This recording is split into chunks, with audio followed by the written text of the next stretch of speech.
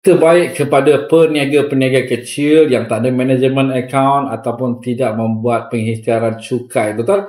Sebelum ini, selalu saya ingatkan yang sekiranya anda tidak membuat pengisytiharan cukai, jumlah maksimum yang boleh anda mohon adalah 100,000 sahaja. Tetapi tuan-tuan, baru-baru ini ada sebuah bank datang ke MyLoan dan pasukan ini memberitahu yang bank mereka telah menaikkan had keboleh pinjaman untuk mereka yang tidak membayar cukai pendapatan ataupun tidak membuat submission cukai pendapatan kepada 150,000 dengan syarat anda ada akaun bank syarikat yang aktif dan anda mampu untuk membayar balik jumlah bayaran yang anda mohon itu. Sebagai contoh, sekiranya anda nak buat komitmen baru sebanyak RM2,000 sebulan dalam anda punya akaun untung rugi, anda perlu untuk tunjuk yang anda ada baki wang yang lebih daripada amount itu setiap bulan. Tetapi anda tidak perlu untuk ada